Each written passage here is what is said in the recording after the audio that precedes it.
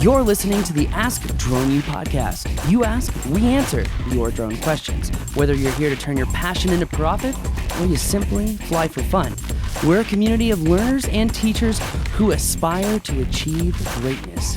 We are Drone U. Hey everyone, welcome to a very special episode of Ask Drone U. My name is Paul and I have the pleasure of having one of our other Drone U instructors here today with me. Welcome, Mr. Vic Moss. Thank you. It's good to see you here. It's good to be seen.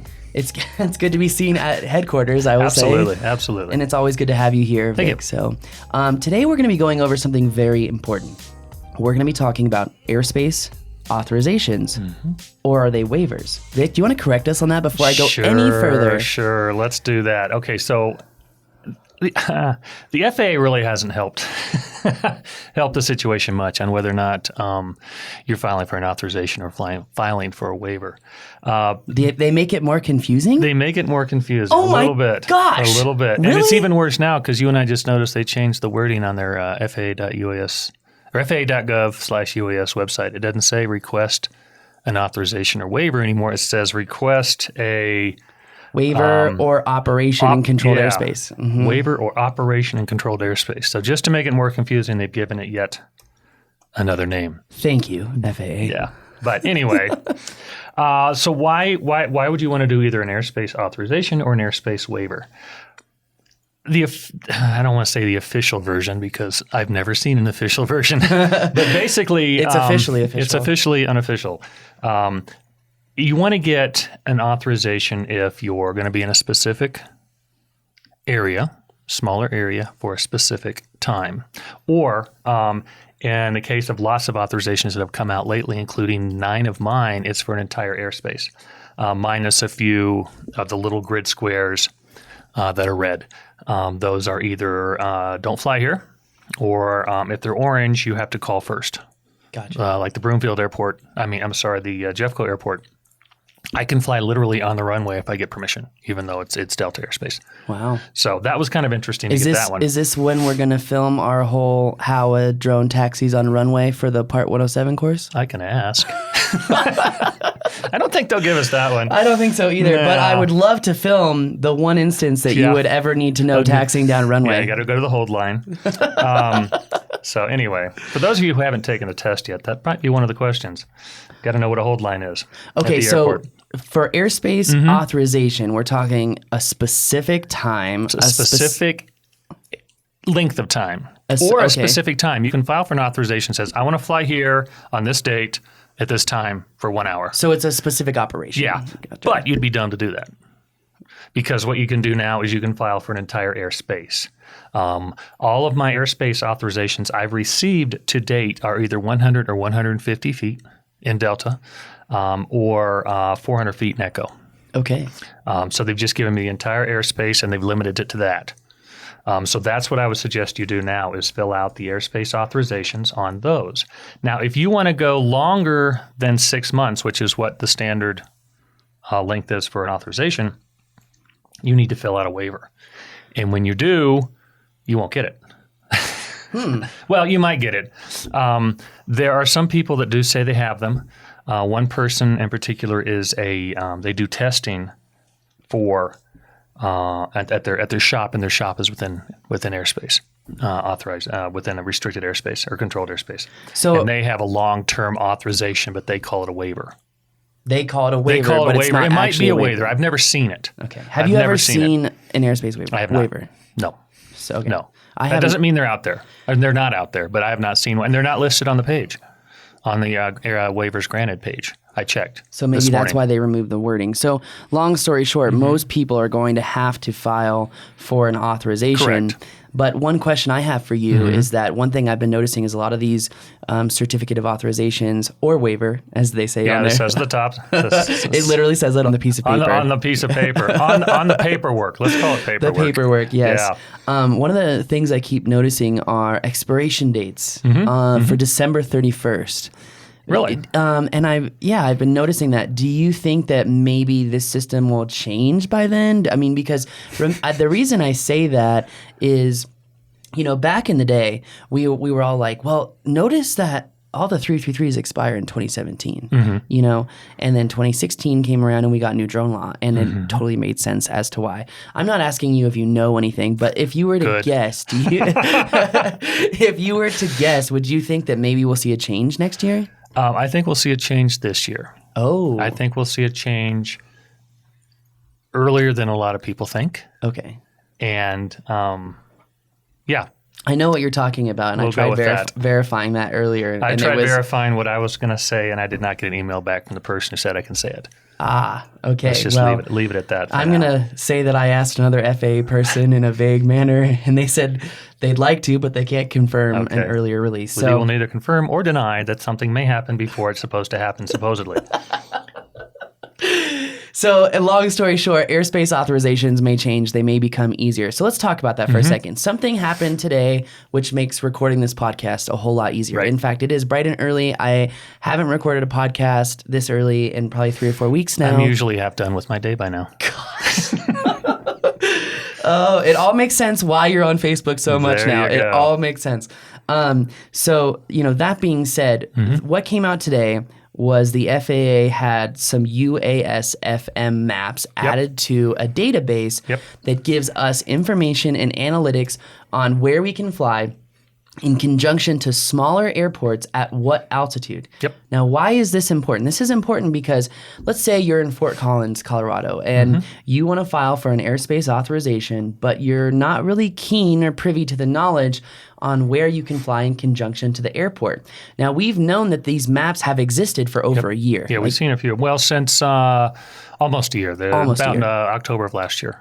Or September, I think it's when they were requested. So that being said, we know that these have existed, yet they haven't been public. And now that they're public, which it's not all of them. It's not any useful ones either. I'm sorry. The ones I've seen are not as useful as I wish they would have been. Well, I'll be honest here, there's none for Albuquerque. So I'm kind of screwed. Well, in Colorado, along the Front Range, there are 2. One is Fort Collins, Loveland, FNL, and one is Trinidad. So both drone flyers in Trinidad can now figure out. Drone flyers. I've been saying all along, the ARC just had this out, or the ArcGIS site had this active for a couple hours a couple weeks ago. I remember that. And I just happened to see it. And I was really hoping they would be wrong. And if this is, in fact, what the FAA is dropping today, which it looks like it will be, I'm not all excited. I'm really not that excited at all about it. Yeah. It doesn't help that much. Yeah. It helps a little if you're in one of those smaller airport areas. When you go out, Sydney, Nebraska, really, who in the heck flies in Sydney? Sorry, if you live in Sydney. I didn't mean that way. The chances are of how many people watch these videos, there is probably somebody in Sydney. If you live in Sydney, congratulations. They're going to go on the comments now and be like, I live in Sydney, Nebraska. What are you talking about? So when you go to it, let's pull up Sydney since we're making fun of it. We'll just digs the hammer in. I'm sorry. I love Sydney. I've been through it. They have a nice Starbucks. Well, no, I find it really interesting because here in New Mexico, just to, while you look that up, here in New Mexico, we have a very large filming presence. We've got a large filming presence in Santa Fe. We've got a large filming presence here in Albuquerque. Right. And having these maps would be extremely helpful in being able to get airspace authorizations. And yet, if I zoom out to a 75-mile radius from Albuquerque, I get Las Vegas, New Mexico in there. Just want to clarify that. Las Vegas, New Mexico. And there is a UAS FM map for Las Vegas. Right. But you wonder, as many flights that are happening in Las Vegas as are happening in Santa Fe, it's almost useless. Right. Now, I would say useless is probably a good word for this. I appreciate the fact that they're doing it. And they're going to drop more either at a 28 or 56-day schedule. And that coincides with the sectional update schedule. So that's why it's that odd number. But let's say we are flying in Sydney. Let's say, I don't know, what's a big company in Sydney? Cabela's, I guess, aren't they? So let's say you're flying for Cabela's and they're in airspace. Their factory or their big store is in airspace. They want you to come take a picture of it and fly it. You can file for a authorization based on where it is. Let's say it's just north of the actual town of Sydney. If you look at the grid map, For Sydney, you can see that particular grid is a 200-foot AGL limit. So you can go ahead and go say, okay, put in the coordinates, fill this out, and for your max AGL is you request a 200-foot AGL. So when the contractor at the authorization office, this comes into them, and 60 days later when they look at it,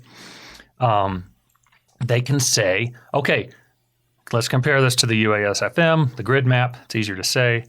And it's a 200-foot AGL. He's asked for 200-foot AGL. Boom, gone. Here you go. So it's going to remove a step, and it really will help give information to people who need to fly under these limits in their authorization request. But the thing is, like you said, I'm not seeing any major. I mean, Laramie, Wyoming, for crying out loud, which I already have authorization for, believe it or not, and Fort Collins for that matter. But I'm not seeing just a quick spin through the map. I'm really not seeing. There's a really big one in Nevada. What is that? I'm not seeing. Oh, Tonopah, Nevada. If you live in Tonopah, you can fly. I've actually been there before. Yeah, I've been to Tonopah. There's a really good air show that flies out of Fallon. Oh, that's true. That's true. But I'm not seeing any major places that we can fly. Oh, wait a minute. It might be Seattle. Let's look in Seattle. Oh, that's not SeaTac, though.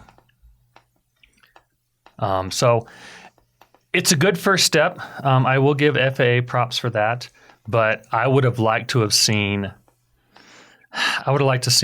more usable maps would be a way to put that. More usable data? More usable data. Let's face it. And it's not SeaTac, by the way. It's Port Angeles. So let's face it. Very small airports. Small populations, small amount of people affected. Right. Okay. And on the margin, it'll speed things up, I think, in the authorization office, but only on the margin. I don't see it doing a whole lot. It's a little bit of a disappointment, but it's a step, and I guess we can use the term baby steps. That's actually been a quite prevalent theme in my life, Vic. That's because you're short. Sorry. Oh man, no, it's okay. I like that you hold me accountable. Baby steps, baby good. face, whatever. Well, they do call me the Gerber baby at Liquid Force, and that is a name I have been trying to get rid of for a long time. But it's my dear friends that I film with all the time. So. And now everybody who watches this podcast will know. Yes. Yep. Anyway, it's fine. I don't really care. That being said, let's get into actually starting our airspace authorization. Let's do a simple one. So I'm going to fill one out here for Albuquerque, which doesn't have a UAS FM map. So you're going to do a crapshoot, basically. And then why don't we go ahead and do one, let's say in Fort Collins. Why not? So I actually have one of those, so we can. Okay, perfect. So that is a good. For FNL. That's a good template. All right. So what I'm doing is now you guys can see my screen. Here I am on the request a waiver airspace authorization. Nope. Oh no, that's what it says. See, request a waiver but that's airspace not the button authorization. you push. Well, no, it is. That I'm here. I know, but that's the title of the page. But if you go to UAS. So if you go to FAA.gov, here, let me just do this for everyone so that they FAA.gov/UAS.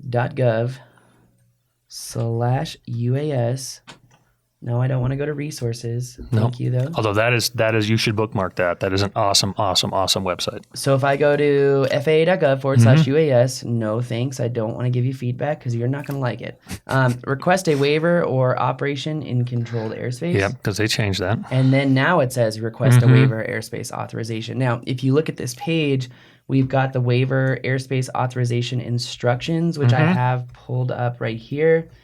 An application for certificate of waiver. This is funny. They literally interchange the language. Yeah. So they're not really helping the situation. No. Yeah, they're not helping. No, and remind me, we'll talk about the difference, how you can tell if you have a waiver and authorization. Yeah. Yeah, and here instead of or, it's and. So it just depends on which piece of paper you're looking at from the FAA. Exactly. So we're trying to make that a lot easier for you, and directly therefore making it easier for the FAA, because if they get less screwed up request applications for an airspace authorization, they're going to process them a lot faster. So we're trying to help the FAA as well as trying to help you guys. Yeah. And gals. Let's not be sexist. So let's do the dang thing. All right. So I'm here. First name. Nope. Polly Wally. No. No. We're going to do first. I'm going to show you a hint. Okay. Go down to the waiver airspace authorization box that has all the different authorizations and click regulations subject to airspace authorization, that box, 10741. Okay. And that is going to add some little red stars to by some of the... so it's like required information. That's right. That's required information. So that's a good thing to do is you click that first. Don't click 10741 waiver. Click 10741 operation in certain airspace under airspace authorization. So then that populates a couple more little red arrows, and you have to fill out everything that's got a red arrow on it. Oh, okay. Yep. I fill out even more because I'm sort of anal that way, because I always figure more information for the FAA is better than none or less, I mean. Here, I'll put my certificate number. Yep. So I'm but going you look down. at it, airman certificate number isn't required. It's not one of the little red stars, but put it on there anyway. It's probably a good idea. It's probably a good idea. But here's the thing. Okay, what if I'm a company, what if I'm Honeywell and I've got a aviation facility at Deerfield Airport in here in Albuquerque. Okay. And I've got multiple pilots with RPICs. Should I leave this blank? Yes. Okay. You leave it blank if you're filling this out as a company, or if you're filling this out, because you still need a responsible person, which I think is a funny term. But the first thing you fill out is the responsible person. And that person would be who's in charge of their UAV division. Okay. So then they would keep, probably, it doesn't say on here, but probably on their authorization, they may have to keep a list of pilots that use it. Cool. Yeah. Very cool. All right. So I've got my name filled out, organization, address, email address, remote pilot. I've got my phone number in there, my airman certificate number. All right. SUAS. Do you think it's important to put the individual SUAS? No. Okay. Especially for people that have more than one. I've got 3 I fly commercially. I only have one big. Well, that's a sad statement. I don't know what to say to that. No, you have more than one. I have a lot more You than have a one. lot more than 3 too. So yeah, don't do that. You can do that, and then you add another one. You add another one. You add another one. Just don't do that because there's no reason to. I think for certain waivers you might have to. I know for my daylight waiver and for your daylight waiver, we have to keep a list of UAVs that can operate under that waiver. Gotcha. So you don't need it. I wouldn't put it because that just means more work for you. And yeah, maybe more work for the authorization office contractors. Maybe not, since it's not required. Maybe they don't even listen to that or look at it.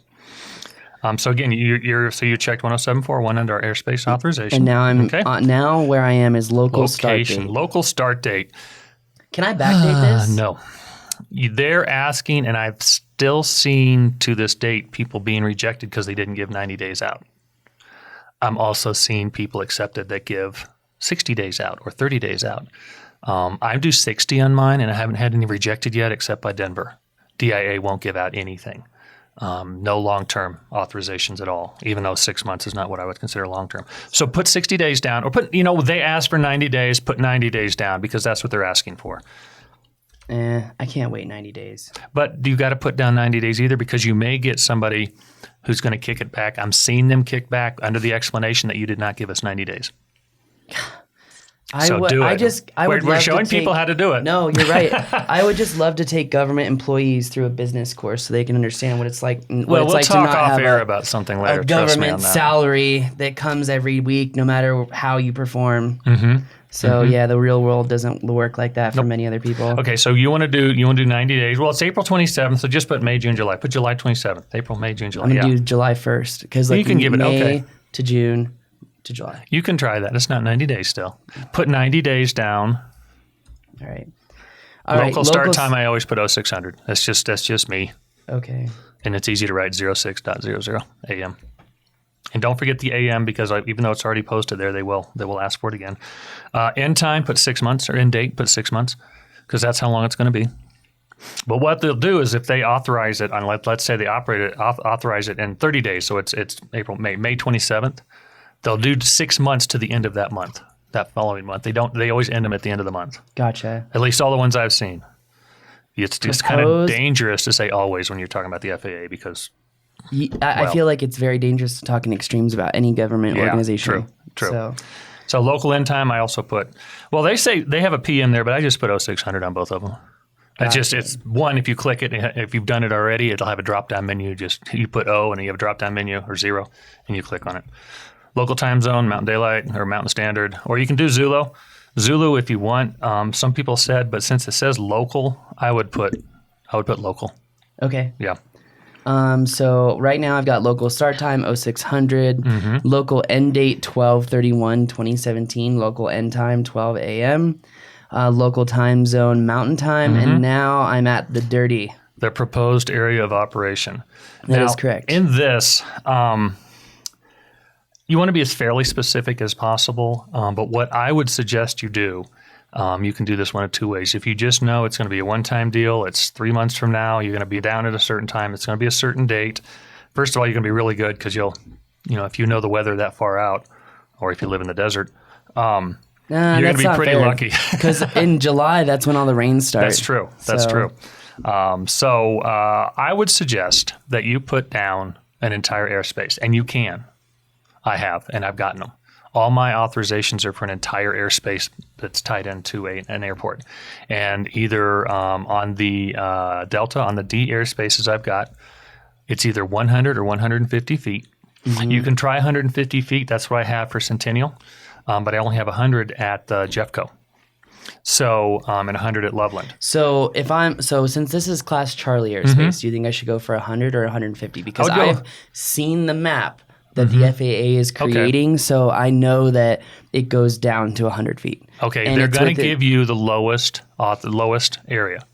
Gotcha. 150 or 100 feet if it's lowest. So meaning if I go for 100 feet, I'm going to have more square miles. You're going to have the entire airspace. Gotcha. If you fly, except for areas that are near the airport. You've got the little red areas on the grid maps. Those you won't get. Probably. Gotcha. Now for Broomfield or Jeffco, I don't have any red areas. I've got orange areas, and I posted that online. People have seen it, and actually, a friend of mine got the same map 3 days later. So he and I are the only two. So it's kind of interesting to see that. Huh. But I'd have nothing closed off, but I have an area of prior organization or something along those lines. So proposed area of operations, you want to put what you're flying, where you're flying, how high you're going to fly. And that's pretty much it. So you're going to do some other stuff later that'll be more specific to that. So for actually saying proposed area of operations, I'm saying KABQ, Class C airspace, which KABQ is the ICAO identifier for Albuquerque. So you don't have to get that specific. You can just say Albuquerque Airport because they're going to ask for the nearest airport later down the line here. So, but you can do that too. I mean, it's going to help them. It's less thing they have to worry about. So yeah, if you know the identifier, then put it down. Don't use the wrong identifier. Like everybody calls Denver DIA, but their identifier is KDEN, DEN. So if you don't know it, but you're going to have to know it anyway, because you're going to have to look it up later on down the road. Okay, so, oh man, I really was hoping that I could get the...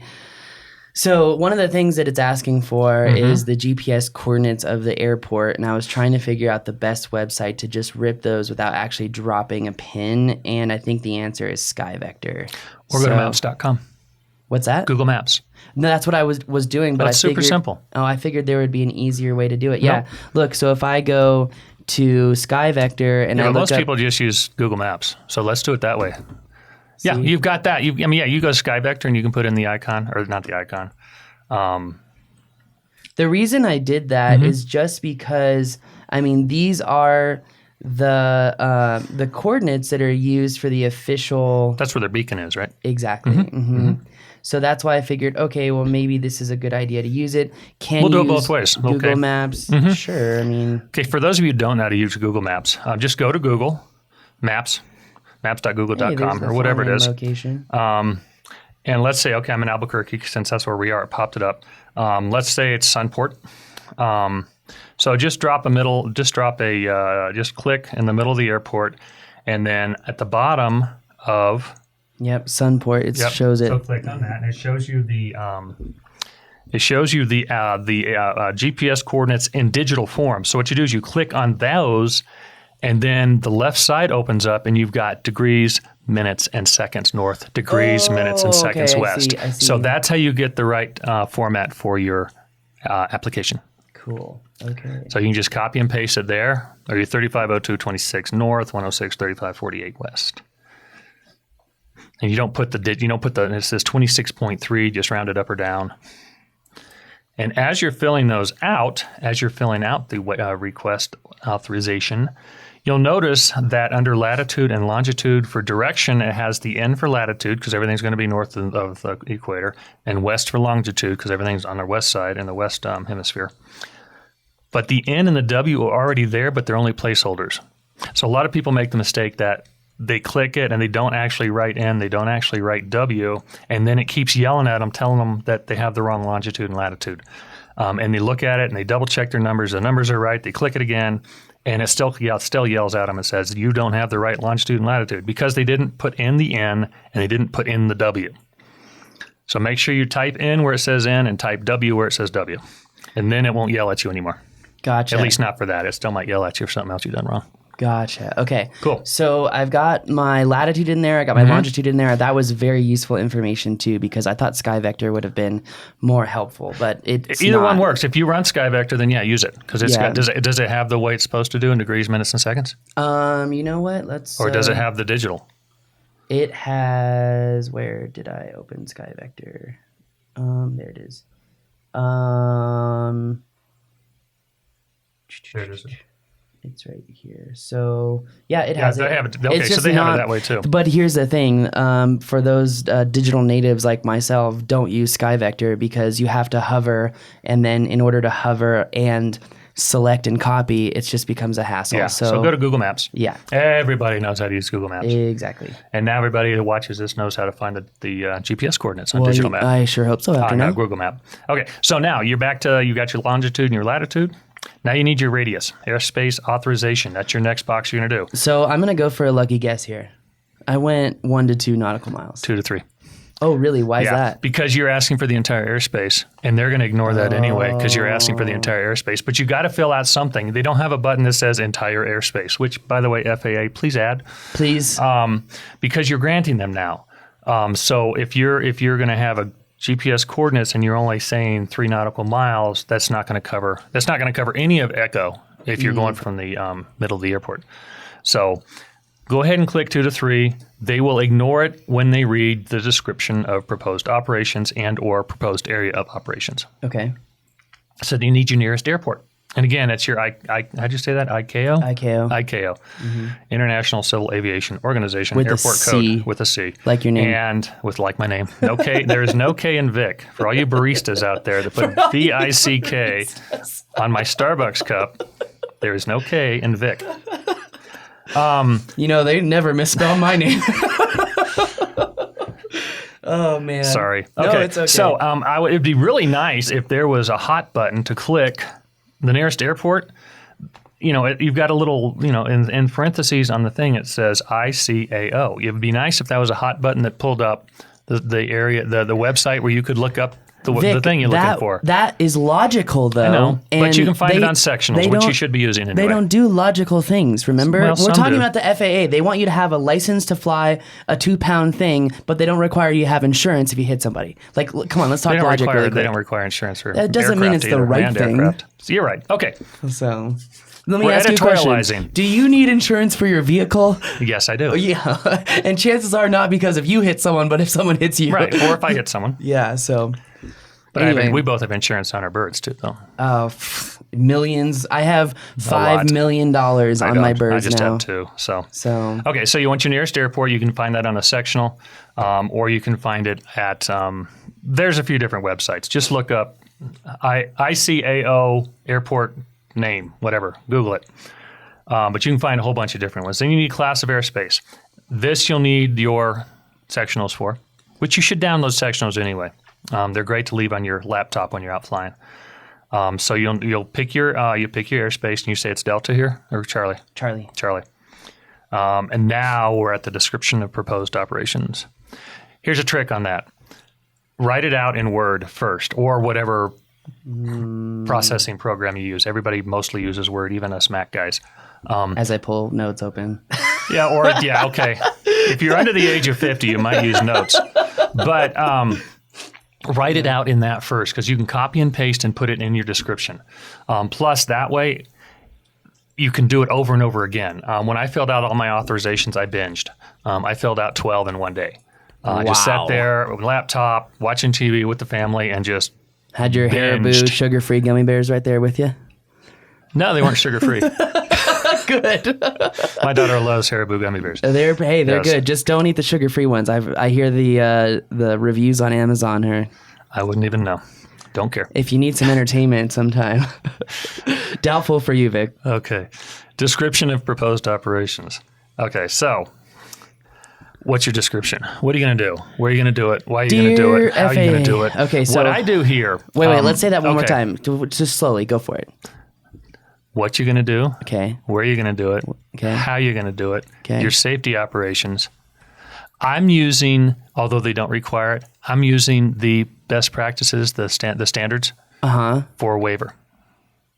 That's how I took my cues on how to fill out the authorization. Well, that's what we talked about last time. Remember when, yeah. For the airspace stuff. Now it doesn't require that. I think I have, performance-based standards. For the performance-based standards. Yep. So guys, that's what I'm using to fill out the authorization, although those are for waivers, because I want to give the FAA as few reasons as possible to deny my authorization. And if you fill it out to the nth degree on accuracy and on description, they may give it to you. They should. They might. Gotcha. But yeah, so okay, fill out everything. Let's get started here. Okay. So looking at performance-based standards, if I go to the first page, performance-based standards, the applicant must provide a method to ensure the dynamic area of operation is properly evaluated for potential hazards and the risks presented. Now, you don't need to do all of that, now that I said all that. But you're using this as a guide. Okay, you're trying to use this as...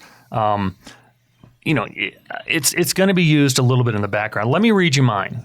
Now, this is for KAFF, which is the Air Force Academy Okay. in Colorado Springs, which I have not gotten yet, by the way, but I have not gotten denied yet either. Okay, here's my example. This is what I wrote. Moss Photography provides aerial photography and videography across multiple client disciplines. We also use our UAVs to conduct inspections after damage. After storm damage. Actually, I didn't write that down, but it's something I added later. Some of the client properties that Moss Photography has been requested to fly a UAS over would be within Class Delta, except Air Force Academy Airspace of KAFF. Now, again, this is specific to the Air Force Academy Airspace.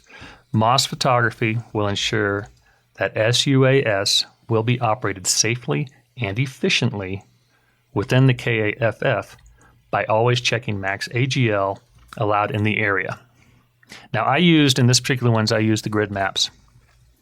And they denied my grid map reference. So that's why they gave me 100 feet, 150 feet on everything. I will also be monitoring ATC on an aviation radio. So again, this is safety things you want to add, because the safer you sounding, and then don't just add it, actually do it. Do what you say you're going to do. The more likely you're going to get your authorization approved. And I'm also going to file a NOTAM or a DROTAM. Okay. That's where I differentiate from you. Lots of people don't like that. I do not file them. There's a reason for it. I'm going to be really specific with you. Every single time I've filed a NOTAM, and maybe this is specific to me because I'm a part of Drone U, but every single time I file one and I say Paul Aiken, Drone U, RPIC, cert number 390, like what... I can't, I'll be honest with you, when I don't fly them, I never see any manned aircraft, but when I file them, I'll have helicopters, news helicopters, You're being paranoid. Cessnas. I've had a private Learjet 500 feet from me before. I'm not kidding. I believe it.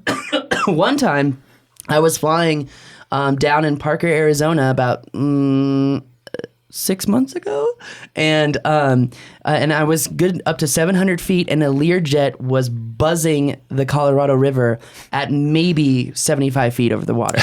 Like, you could feel the jet wash in the boat.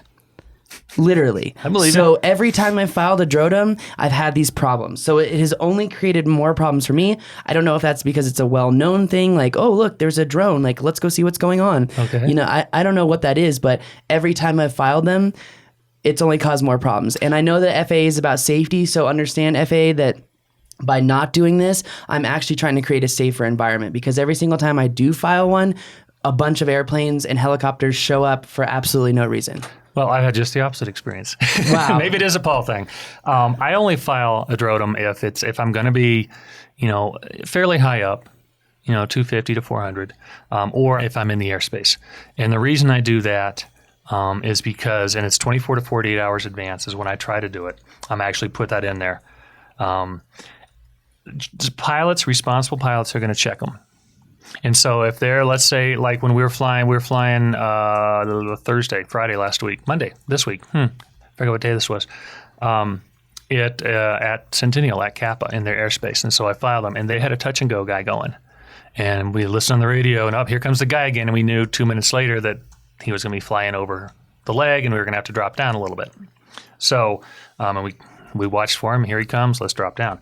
But if you're filing a DROTM 24 to 48 hours in advance notice in an airspace like Kappa, then a responsible pilot's going to check it and say, okay, when I'm up, if I'm flying over there, I kind of need to keep my eyeballs open. That's the only reason I do it. Or if I'm up high, let's say I'm flying a construction site at 400 feet, I'll go ahead and file it as well. And it's just a safety issue. If I'm flying a roof inspection at 75 feet, no, I'm not going to do that, and neither should anybody else, because what's going to happen is we're going to get 1,000 DROTMs, and no one's going to pay any attention to them. So that's why. And that's just my editorial comment. So I put in there that I'm going to file a DROTM 24 hours in advance. And remember, this is for controlled airspace with a 48-hour notice when possible. Gotcha.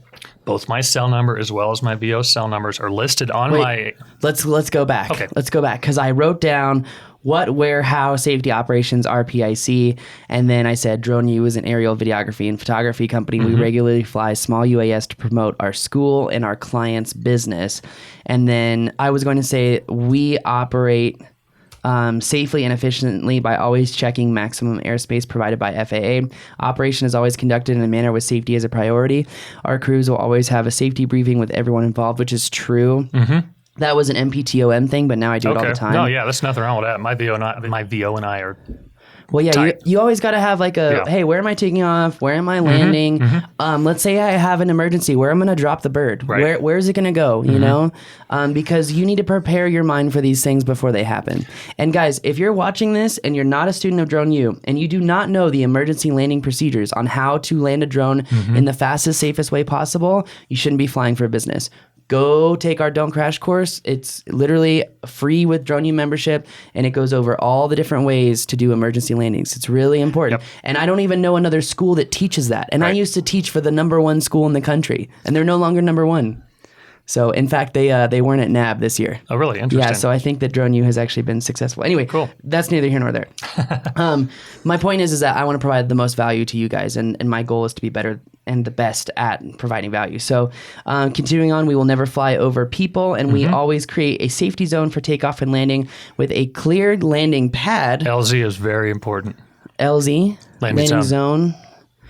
For people to know where we are taking off and landing. So if you guys haven't seen my blue landing pad, it's very noticeable from the sky, and people walking around, it says UAS helipad, stay back. Like it's a clear indicator of where we're taking off and landing, but it's also great for focus racking. So I also use, I have 18-inch cones. Actually, they're out in my truck in the parking lot. Nice. I say we will never fly over people, and we always. That's funny. I put in here create a safety zone for takeoff and landing with a clear landing pad for people to know where we are taking off and landing. We always create an emergency plan for a lost link and in-flight emergency. This typically means we are going to drop the bird in an area that is clear of people and in trees to ensure a soft landing on emergency. Away from... I would say safe landing to soft landing. They don't care if it's a soft landing. True. Safe landing. They don't care what your bird looks like when it hits the ground. Emergency, away from people and property. I would also, as you're typing this, another really good suggestion, you don't have to put this in here, although it wouldn't be a bad idea, is when I'm flying in a certain area, I have that air traffic control's phone number on my cell phone ready to go. So if you have a lost link or a flyaway, boom, hit send, call the airport, say I'm reporting an emergency UAS flyaway and last headed towards whatever, X. Yeah, you should give direction and heading if you can. I'm at X. You should have your GPS coordinates. This is where I'm at. It was headed northeast. In Kappa, in Centennial, you can always see the tower. You can say, hey, it's headed right towards the tower. It's headed just north of the tower. And ATC will put the word out over the airwaves, and everybody will be put on hold pattern. And you'll get a call from the FAA in about an hour. But better safe than sorry. So you should always have the phone number of ATC or track on, depending on where you're at, of your nearest airport, just in case of a flyaway. Even if it's flying in the other direction, away from everything, call. Because there might be somebody out there on a leg. There might be somebody coming in on low final that you don't know about. Although you should if you have aviation radio on. But the other thing I put in here as you type, one of the things that the performance standards ask is why do you have to apply for this? And it's not required in the authorization, but I put it in there anyway. Okay. My wording is, in the aerial photography and videography industry, and then I also added the severe weather inspection industry, a standard of 90 days notice requested by the FAA is unreasonable. Hold on. A standard of 90 days notice to the FAA. Requested by the FAA. Now you don't have to put this word per word. I like it. Okay. Is unreasonable. And this airspace authorization will allow me to fly these missions legally. Otherwise, the likelihood of an illegal non-certificated, now I sound British, non-certificated SUAS operator taking this flight is high. So let's say that one more time. Otherwise, the likelihood of an illegal non-certificated SUAS operator taking this flight is high. And this will be done without ATC notification, creating possible safety issues between a UAS and manned aircraft. Do you think I should say by applying for this airspace authorization? So otherwise, the likelihood of an illegal non-RPIC operator of taking these jobs is high. Mm-hmm. That works. These illegal operators tend to cause more safety hazards than educated pilots. I wouldn't go that far. That's sort of editorializing. What if I say these operations Not that mine isn't, but let's say these illegal operations tend to cause more safety hazards because they didn't have the amazing epic drone education from Drone U? That might be a bit much. Okay. All right. So let's keep going. So that's what I put. I'm done with that. That's what I put. I mean, this is about 4 paragraphs. Mm-hmm. Okay. Mm-hmm. So more information is always better. Drone U is an aerial and photography company. We regularly fly small UAS to promote our school and other clients' businesses. We take photos, videos, and create maps from the sky. Rarely ever flying above 150 feet AGL. And that's true because in marketing, guys, you got to understand perspective and perception. If you take a photograph of a commercial building from 400 feet up, you're not doing anyone a service. No. Most of the higher flights that I do, actually all the higher flights that I do, no, I'll say most because there's some I just playing around, are construction sites. When you're doing construction of progression, you could be up 300, 350, even 400 feet. There's actually some, I'm going to have to apply for a waiver, not an authorization, for getting above that because there's some projects where I need to get a little bit above 400 feet to get a bird's eye view. Let's say it's a little bit larger project. So I'm hoping to actually file for a TFR over Drone U. For a project I'm working on. Interesting. Once you get all that done and you copy and paste it, because again, you're doing this in notes in your case if you're young, or in Word if you're old like me. I don't, I know you say you're old, but I'm just going to throw this out there. I don't think you're old. So yeah. Some days I'm old. Some days I'm not. And some days I'm 12. I Ask put my in wife. Here. Oh no, I thought it was deleted. Nope, we're good. Nope, we're good. You've got a time limit on this, but only once you click I am not a robot. Oh, okay. So that's when the timer starts. I don't know what that timer is, but I've timed out before on that. Oh, I can look up the code on the page and find out. Well, don't. Okay. So you copy and paste and put that in your area of description, or what does that say? Description of proposed operation. That word. So description of proposed operation. Now, you've got some questions to answer there towards the end. It says, there's 1, 2, 3, 4, 5. And they just answer one of those. They're all yes or no questions, and they're going to be individual to each person. Is this your first waiver you've ever done or first authorization you've ever done in this case? The See, even I do waiver and has- authorization, mix them up sometimes. You just click no on everything if this is your first ever authorization. Okay, let's just go no. Well, no, because it's not true for you. Oh, Read dang it. Okay. If you have anything, read it. An Don't be approved like Paul. certificate of air. No, I haven't had that. An approved certificate of or airspace. No. You don't have. Oh, you don't have any application- pending. Nope. You have any that? No, nobody's has any that are expired Nope. under Part 107. Well, I take that back. Some have. Nope. I haven't had any of those. You don't have any authorizations. You don't have any waivers. Well, I have a waiver, the nighttime waiver, an approved certificate of waiver or airspace authorization that hasn't expired, an approved certificate of waiver authorization under part that has expired, an application for certificate of waiver or airspace authorization under 107 that has been denied. Okay, so you don't have anything open right now. No. Okay, cool. Then yeah, you put no on everything. Cool. But don't do it just because you said. Read them. Yes. Read the questions. And after you do your first, if you're going to do your next authorization, now you have yes as number one. Because you now have one pending. Because you just filled one out. So going through this again, Paul Aiken, remember guys, just triple check all your information. Now, wait a minute. Oh, well, hold on. Let me just finish my Okay, I'm sentence. sorry, go ahead. Make sure you always triple check the information because a single typo could seriously be the reason that this gets Yes. kicked back. I know that sounds stupid. I know people are like, that would never happen. This is how government works, guys. So if they have a reason to deny you and they don't like you for whatever reason, they will deny you. They don't even have to have an emotional tendency towards you. They could just, not have had their coffee that morning and maybe someone at Starbucks decided not to pay it forward and they're upset. Or spelled their name wrong. Whatever it was. Okay, I want you to reread the second question. Okay, the yes or no questions. Yes. The applicant or any of the principal officers or owners has an approved certificate of waiver or airspace authorization under Part 107 that has not expired. I do not have an approved certificate of waiver or airspace authorization under Part 107 that has not expired. So your 10729 has expired? No, this is asking for airspace. The key word here is airspace. Nope. An approved certificate of waiver or airspace authorization. Okay, those are two different things. Now we're getting back to the confusion thing. Do you have a certificate of waiver, yes or no? Yes. Okay, has it expired? No. Then you have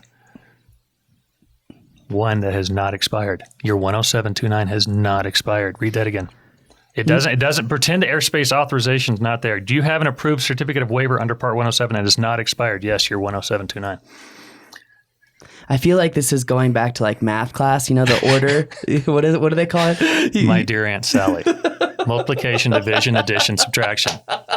The fact that you remember that is amazing because I don't remember that. And that was 35 Don't say that. years ago. that I learned that. It's the only thing I remember from that class. Oh, man. So you do have, as this is worded, it does not say certificate of airspace waiver. It says certificate of waiver / airspace authorization because this form is for, you go back up to the top, request a waiver / airspace authorization. Gotcha. So that is a yes. So read this. It's just like your 107 test. Read the questions carefully because you do have, if you've got a waiver, it's a yes. If you have an authorization, it's a yes. So your certificate of waiver is not an airspace waiver in this question. That is how I read it. Gotcha. And that is how everybody else I know reads it. Okay. But not everybody, probably. Hey, man, you never know. So now, double check all your stuff, like you said. I am, and I'm also using my Grammarly to go through my writing. By the way, if you guys don't have Grammarly and you're like me and you're focused more on spoken language than written language because you're an orator. Orator. That being said, Grammarly is a great plugin if you use Google Chrome because it can help you with commas and the Oxford comma and everything. So it's very, very helpful. So I recommend that if you aren't using it. Okay, Vic. This has not been sponsored by... No, they're not. No, they're not a sponsor. A shameless plug because it's very useful. So, and we're supposed to provide things with value, right? That's why you see all these little green circles here. It's because of Grammarly. So. Cool. Anyway, all right, I've got everything filled out. Okay. I think I'm ready to press the I'm not a robot button. You have an I'm not a robot button. Okay. Okay, so you click I'm not a robot. And sometimes, not always, you'll get little pictures that pop up. Remember when we did your airspace waiver? Because that's it timed out on us. So that's when it goes into that second cycle. Now you hit submit, and it'll tell you if you screwed up. Okay, so you're done. You've done it. And that's the only thing you're going to get right there. So if I were you, that doesn't even have a number on it. Oh, no. And you're just assuming that it didn't burp somewhere down the line. And you will not get notification on authorization, unlike waivers, where eventually they do tell you that congratulations, you've done this, you've submitted a waiver. We'll let you know when it's in the queue. With the authorizations, now they're letting you know when it's assigned to an agent, a contractor. Gotcha. I got those, and that's usually 2 or 3 days out. Gotcha. On when it's assigned, or you also get notification if it's been denied. You'll get your notification that says, try again, or you'll get a notification that says, hey, we're working on it. We'll let you know if we have any more questions, blah, blah, blah. And that's when I was coming back from Salt Lake City after working with TJ. I got a call from Mr. Sweets. Oh, hello. Nice guy, really nice guy. That's when he told me I can't have my airspace authorization based on the grid maps. So he said, maybe it's not a good idea to go over how to submit an airspace authorization with these new grid maps, because if you can. No, because you'll know if you're specific to that location. Mm-hmm. And again, in Sydney, if you're in that 200-foot area because you're shooting the Cabela's building, you'll know if you want to do just a small windowed specific area authorization that you can go to 200 feet and it'll be approved. Wow. Now, one thing you have to be careful of is if you put that 1 mile radius down and that 1 mile radius hits a 100-foot area, they're not going to approve it, or they'll call you and say, "Can I give you 100 feet?" Gotcha. Because you want to make sure whatever your lowest AGL is on the area you want to fly, that radius. Gotcha. So if you still want to go 200 feet and it's the Cabela's, move it north, at least in wherever it was we're talking about, and that way you move your little dot around until you're at 200 feet. Huh. So you can do that. All right. Well, Vic, radius. I think the information you have given here to people is invaluable. I think so. And I think people also really like the idea of what we've been doing here, which is going over the step-by-step how to fill this out to give you exactly what you need to know. We see a lot of questions in the forums about this. A lot of questions. So, yeah. By the way, if you're a Drone U member, you have direct access to Vic in the community who can answer your questions if you are a Drone U member. That is free and included. You know what's funny? What? Literally just yesterday, someone was like, I canceled my membership on Monday and I got kicked out of the group on Monday. And then I went and had a question on Tuesday and I had no one who could actually answer the question in the other groups. So can I become a member again just for community access? He's like, it's worth the $47 a month just for that. So I was like, yeah, sure. That's come back. Funny. Come on back. It's an awesome group. We don't put up with nonsense. We actually don't get any. No, which is really cool. That's the difference between our group and a lot of other groups. Yeah. You know, I'm an admin on a ton of those groups, and I get so tired of some of it. Yeah. It's just like, people, come on. So how would you define the Drone U community? Because this is extremely helpful. It's everybody wants to help somebody. I mean, it's kind of an anomaly on Facebook. You know, everybody wants to help somebody else. You know, you can post a question, and there's no such thing as a stupid question, which I think is true in the really Drone U. Too. There are stupid answers, usually from either me or Paul. But it's an incredibly helpful community, and that's what amazes me the most. Is everybody wants to help somebody else. Hey, I got a question, and you'll get 7 people answer it within minutes. Or hey guys, I got my 107, and 20 people send you congratulations. You join, you say, hey, just joined, and 20 people say welcome, and usually it'll be me saying, don't worry, don't ask questions you think are dumb, or ask questions you think are dumb, because there's no such thing. I'd rather have somebody ask and answer a dumb question and make a dumb mistake because they didn't ask it. Mm-hmm. And so I think that's it. Another thing I would suggest too, after you watch this video, is read the comments below, because this is ever changing. And so if there's any changes to this system in the future, like say, for instance, an airspace authorization app comes out. Which it should come out. It will come out eventually. Eventually. Yeah, I would say, okay, let's Eventually. be realistic. I learned this lesson. Remember Tom Weisner, Fisto, Denver? Yeah. Yeah. Yeah. Okay. Anyway, I know he Tom. told me He knows me. Yeah, he told me a long I time have a love ago. letter from the FAA for that. He told me a long time ago. He's like, Paul, this is back in the day when I was doing the air show. Yeah, he said, Greeley, Paul, where we first met. Yep. Exactly. Yeah, he said, Paul, let me tell you something. There's something you should know about the FAA. There's what they say they're going to do, and then there's what they're really going to do. And this was what, 2014 or 13 I met you? What's this, 2017? I think 15, because that's 14, because that's when I started flying. Yeah, 14. So he said, expect, drone law in a few years. He's like, it's not going to happen very soon. And what happened? Yep. A few years. Yep, So, 2.5 years I mean, later. he was totally right. And that being said, could the app come out this year? Who knows? We could see it as early as October, but it could come out in December. It could come out not earlier work. than that. It could come out earlier than that. I'm checking my email to see if I can see anything. Anyway, but also we don't want it to be like before you fly, which is a nightmare. Before you fly is a nightmare, and that is not necessarily the fault of the developer. The FAA quit giving them money. So it's like, okay, you're done. Let's put it out. Gotcha. So anyway.